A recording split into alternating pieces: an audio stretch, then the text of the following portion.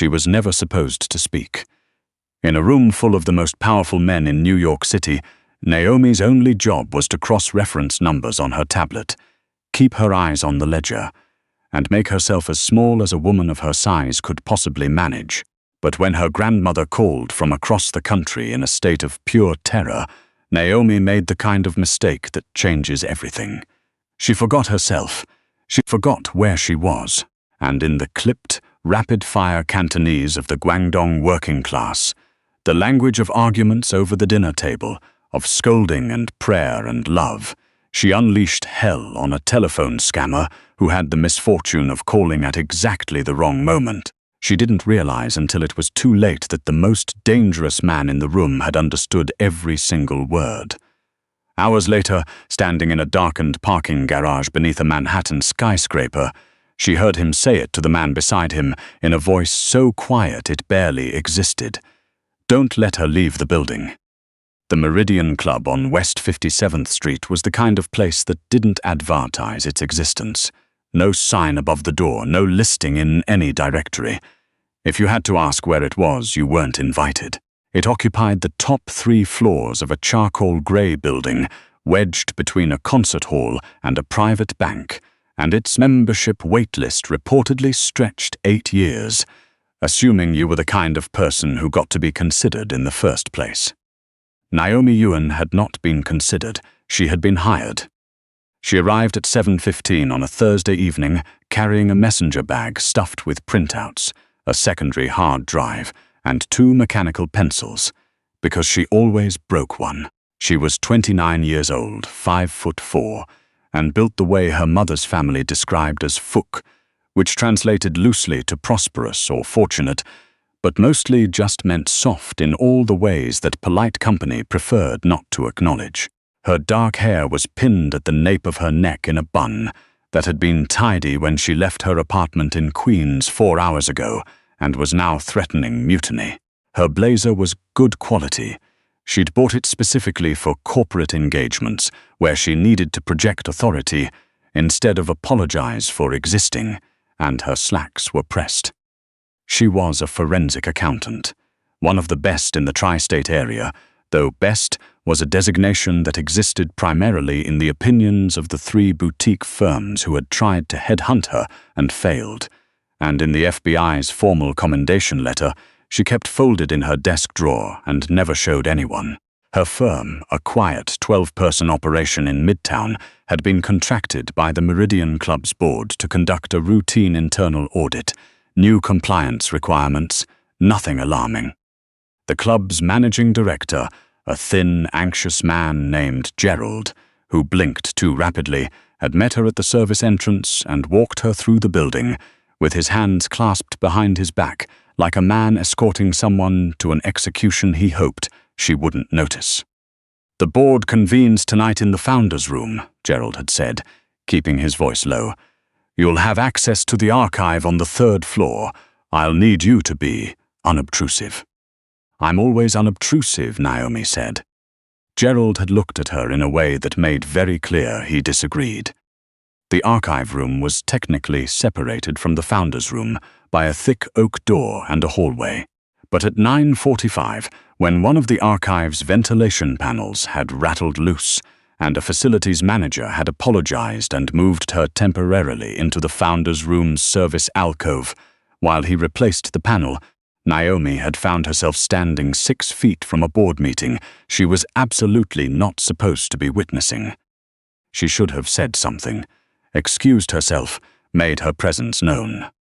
Instead, she had pressed herself into the corner near the mahogany sideboard and done what she was very, very good at. She disappeared. The founder's room was the color of old money, oxblood leather, dark wood paneling, amber light from brass sconces that turned every face into a Rembrandt. 6 men sat around an oval table that probably cost more than Naomi's apartment building. At the far end sat Lucian Ashford. She recognized him from the briefing materials Gerald had handed her. Lucian Ashford, 38, founder and principal shareholder of Ashford Capital Group, chairman of the Meridian Club's holding entity, private equity, real estate, a variety of import concerns. The dossier photograph had been a formal headshot, controlled and corporate. The photograph had not prepared her for the actual man. Lucian Ashford was the kind of physically arresting that made the word handsome feel insufficient. He was tall even while seated, with the kind of frame that suggested he had spent a meaningful portion of his life being physical in ways that had nothing to do with a gym membership. His suit was charcoal and clearly bespoke. His dark hair, silvering at the temples, was pushed back from a face that was all sharp geometry, jaw, cheekbone, the blade of a nose that had been broken at least once and set imperfectly. His eyes, when he occasionally glanced toward the sideboard, were pale grey and utterly still. Not cold, exactly, empty of everything that wasn't calculation. He looked like a man who had never in his life been caught off guard. To his left sat a man named Aldous Gregg, a soft-featured redhead in a suit that was expensive but not custom, and Aldous Gregg was sweating straight through it. His color was terrible. He kept pressing his palm flat against the table, as if testing whether the wood was real. "The Harker acquisition," Lucian said. He had a low, even voice with the faintest trace of something transatlantic, the voice of someone educated on multiple continents who had retained none of the warmth from any of them. "Walk me through it again. I've told you everything I know. Walk me through it again, Aldous." The room was a held breath. Naomi was a piece of furniture. She had become, over years of working in rooms full of people who would rather not acknowledge her, expert at the particular art of absence. She dropped her eyes to her tablet and kept her breathing slow and even.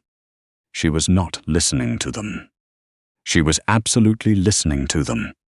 She was also noticing something in the ledger that made the back of her neck prickle. It was small.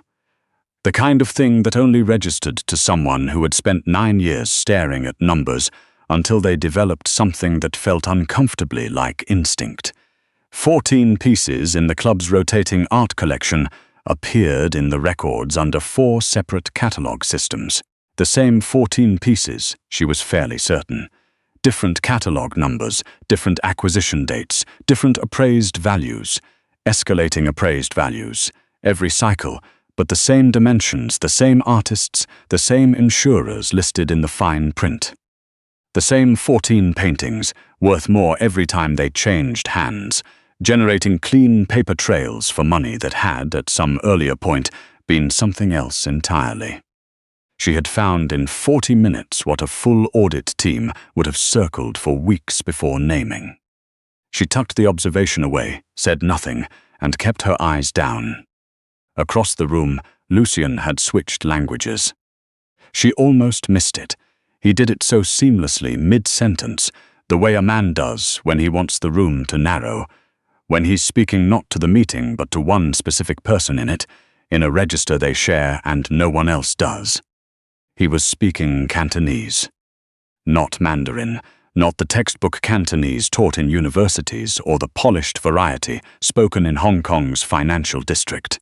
This was the working dialect of Guangdong province, the guttural, abbreviated Cantonese of fish markets and mahjong tables and grandmothers, who kept their valuables in the freezer and their secrets in a language the neighbors couldn't crack. It was, word for word, the language Naomi had grown up hearing through every wall of her family's house in Flushing. Lucian was saying something to the quiet associate on his right. She didn't catch the full sentence. She was actively trying not to hear it, which was its own form of effort, but she caught enough, a name, a number, the Cantonese word for arrangement. She filed it somewhere she couldn't reach deliberately and returned to the ledger. Then her phone vibrated. She silenced it without looking. It vibrated again. She glanced down, nigh. Her grandmother, 73 years old, living alone in a retirement community in San Jose, who only called when something was wrong or when she'd accidentally set her tablet to Spanish again. Naomi closed her eyes for 1 second. Then she stepped sideways, pressing her back further into the alcove, and answered as quietly as she could. Nigh, she murmured. Nigh what? The voice on the other end was not her grandmother. It was a man. Smooth, practiced with the slick confidence of someone who had made this particular call many times before. He was telling her in polished Mandarin that her grandmother had won a government health reimbursement and would need to provide her banking details within the next 20 minutes, or forfeit the payment entirely. In the background, Naomi could hear her grandmother's frightened, confused voice asking if she should get a pen. The rage came so fast, she didn't have the half-second she would have needed to stop it. "Listen to me very carefully," Naomi said, in Cantonese, not polished, not controlled. The specific hard-voweled Guangdong dialect her grandmother had used to scold her for stealing extra red bean cakes. The dialect that meant "I am not playing with you. You called a 73-year-old woman who spent 40 years cleaning other people's houses, and you are trying to steal from her. I know exactly what you are. I know exactly how this works. If you call this number again, if you call any number connected to my family again, I will report your operation to 3 separate federal agencies, and I will make it my personal mission to ensure that you—" She realized the room had gone silent. Not quiet, silent. She turned around slowly. Every man at the table was looking at her. Aldous Gregg had stopped sweating and started staring.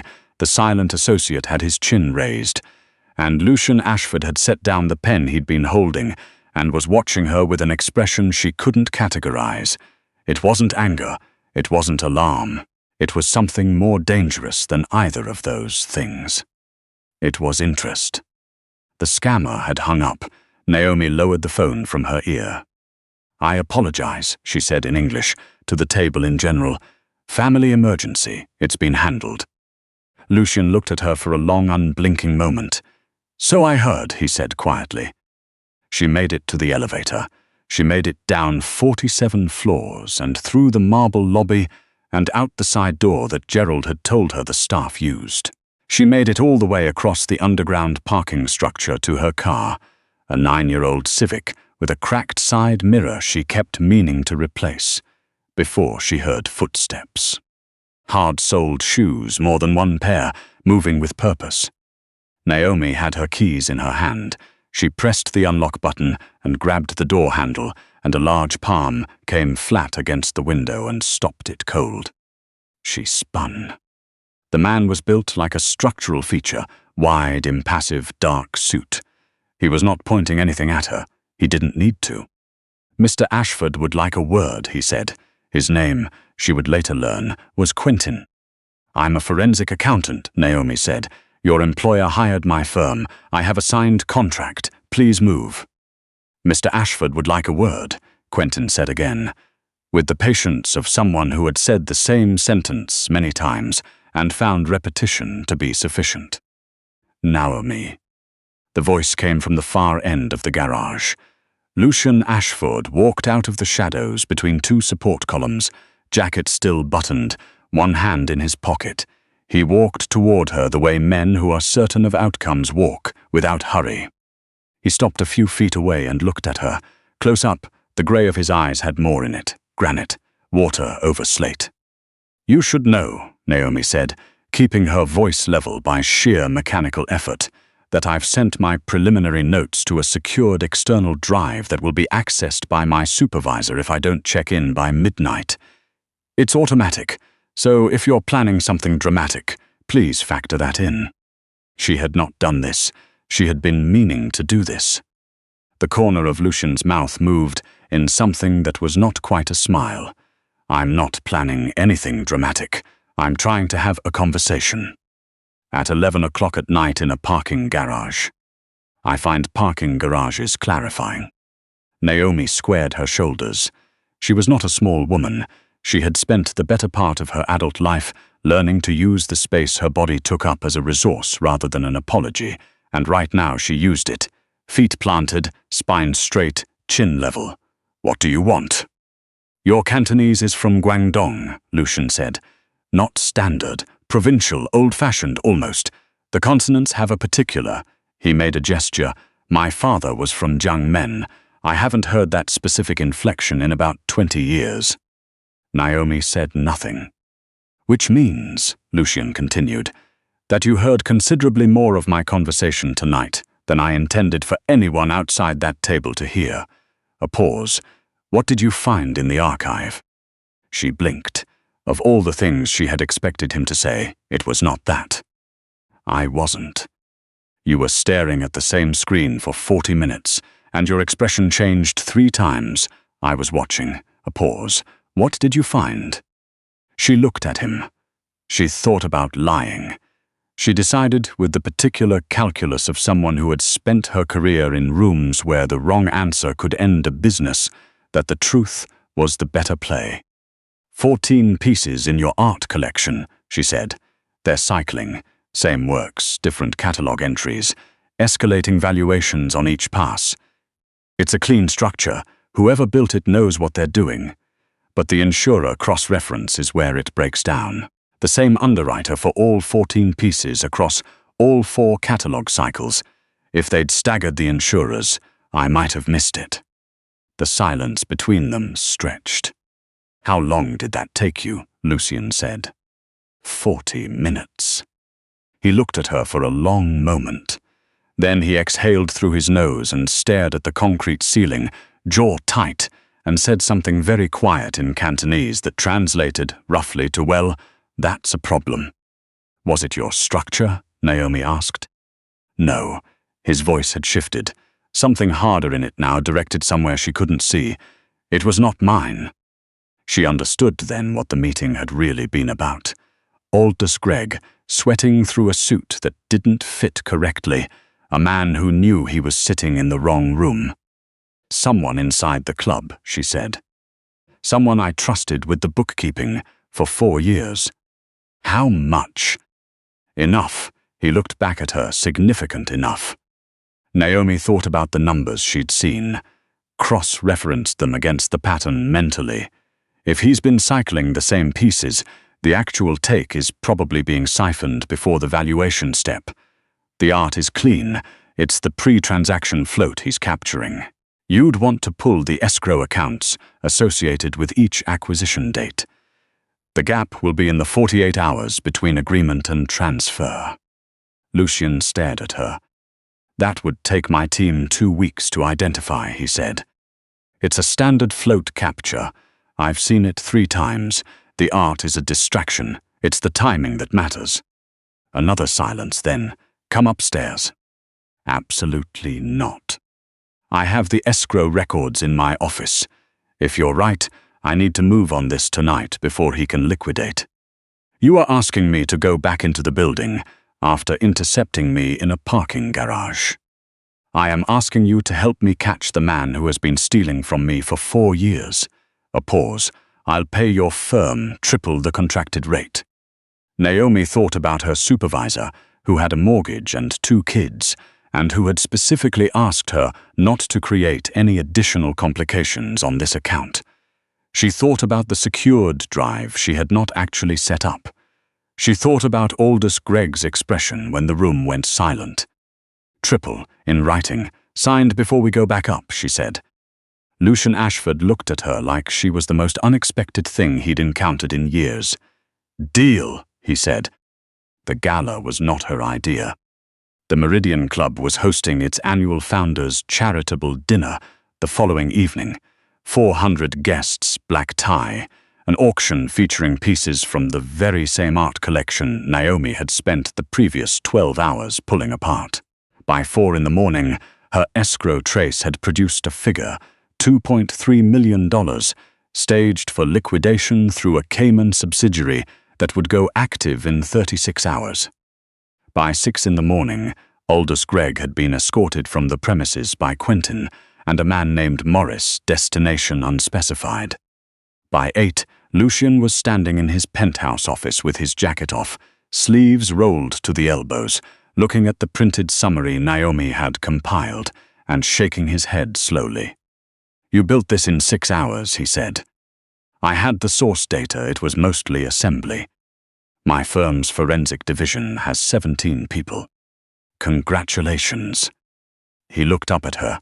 Something moved through his expression. She caught it for a fraction of a second before the control returned. You're going to the Gala tonight. I have a 3 o'clock meeting in Midtown, and then I'm going home. Someone still needs to authenticate the art records for the auction. Greg was handling that. He set the summary down. You've already catalogued the irregularities. It would take another person 3 days to get up to speed. Hire another person. Tonight is tonight. He looked at her steadily. I'm not asking you to attend a party. I'm asking you to do your job on site with appropriate compensation. Naomi looked at him. She thought about the fact that she had been awake for approximately 27 hours, that her grandmother had called back and was perfectly safe, that the scammer had in fact not called again, and that Lucian Ashford had not once in the past 12 hours looked at her the way men in his position usually looked at her, past her, through her, at the wall directly behind her head. He looked at her like she was talking, and what she was saying mattered, and the packaging was not a variable he was spending any energy on. It was a disorienting feeling. Fine, she said, but I'm not wearing a gown. I brought a cocktail suit. Whatever you need, he said, with the absolute indifference of a man whose mind was elsewhere. His eyes, though, were not indifferent. The gala required Naomi's full professional attention for approximately 3 hours, and she gave it. She stationed herself at the authentication desk near the auction display, cross-referencing the cleaned catalogue against the corrected provenance documents. She directed confused guests to the correct registration tables. She caught a seating error at the top donor table and corrected it before it became a scene. Lucian moved through the room the way certain forces move through space, everything orienting around him without his asking. She noticed, in the peripheral way, she noticed things she wasn't supposed to be noticing, that he kept her in his sightline. At 9:15, the wrong shoes stopped her cold. She had been moving toward the bar to get water when she registered 2 men in catering uniforms pushing through the service entrance with covered trays. Her eye went to their shoes the way it went to anomalies in a ledger, automatically, involuntarily, because something in the pattern was wrong. Non-slip kitchen shoes, mandated by the club, rubber-soled, always slightly worn at the toe. These were black tactical boots, firm-soled, military tread. She turned. Lucian was across the room, his back to the service entrance, speaking to one of the board members. The first man in catering whites shifted his tray, and Naomi saw the edge of something beneath it. She moved before she consciously decided to. Not gracefully, she was not built for graceful, and this was not the moment for it.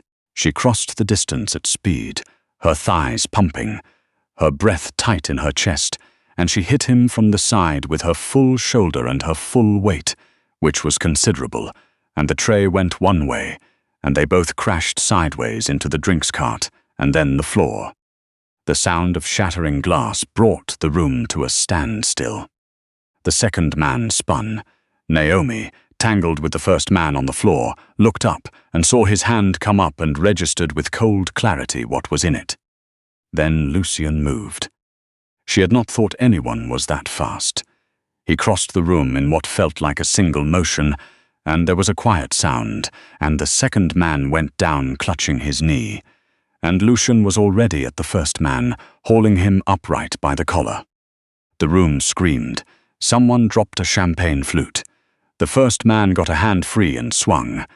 The blow landed across Naomi's cheekbone as she was pushing herself upright, and the pain was bright and total, and her vision went sideways for a sickening second.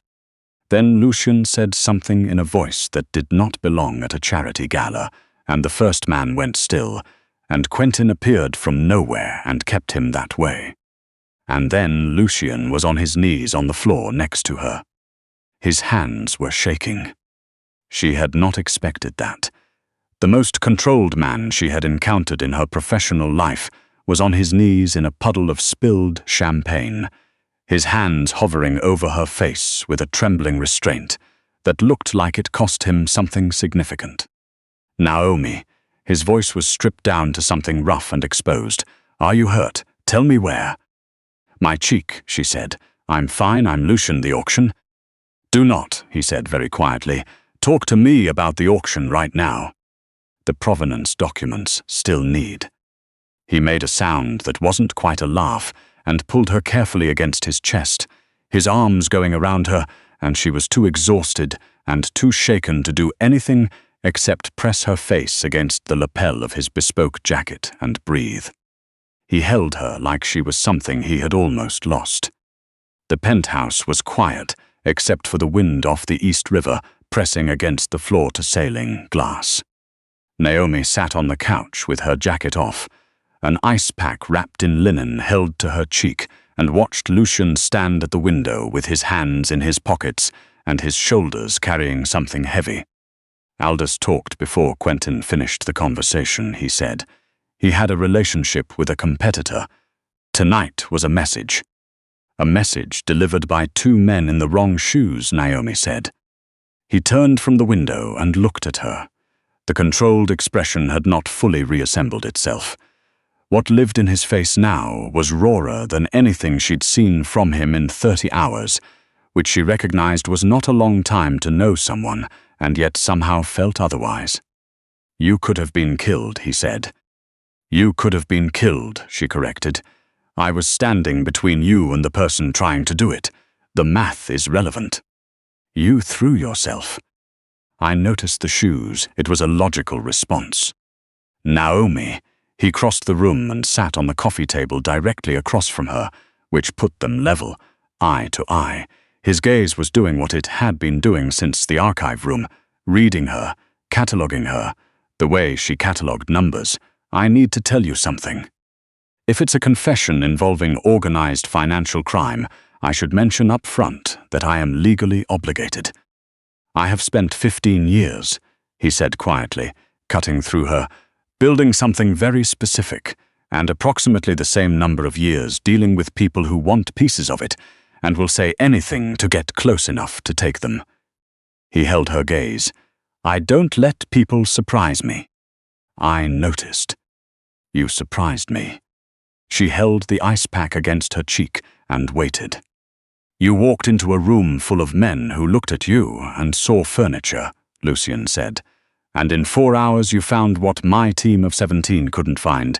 In 4 years, you stopped a hit, and your first question afterward was about the auction documents. Something moved through his expression. You've spent your whole career making yourself invisible.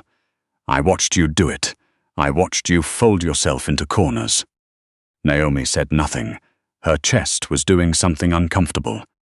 You are not furniture, he said, and I'm not going to watch you keep treating yourself like you are, not here. You barely know me. I know what I've seen. He leaned forward, elbows on his knees.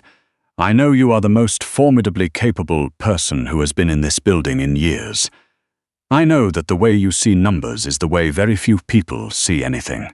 And I know that you answered a phone call tonight and tore apart a predator in Guangdong dialect to protect a woman you love.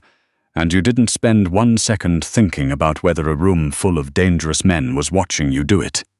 He paused. You didn't shrink. For 1 minute you forgot to shrink, and I saw exactly who you actually are. Naomi blinked hard. Her eyes were burning, and she was not going to cry in the penthouse of a man she had known for 30 hours. She was absolutely not going to do that. You're going to go back to your office in Queens, Lucian said, and keep making yourself small in rooms that don't understand what they have, and that would be a genuine waste. Is this a job offer? It's whatever you want it to be. A pause. Start with, don't go back to Queens tonight. The city isn't safe until I've cleaned this up. You're using security concerns as a pretext. Yes, he said with complete honesty, I am. She looked at him, at the grey eyes that had not once looked past her, at the hands that had shaken on the floor of the ballroom when he'd reached for her and been terrified of what he might find. My supervisor is going to have questions, she said. I'll handle your supervisor. The escrow documentation needs to be filed before Monday. I have 3 lawyers for exactly this purpose. And my grandmother calls every morning at 7. I need to be awake for it. I'll set an alarm, Lucian said, without missing a beat. Naomi sat with the ice pack and the lamplight and the Manhattan skyline burning white and gold behind the glass, and she thought about 30 hours that had rearranged something she hadn't known could be moved.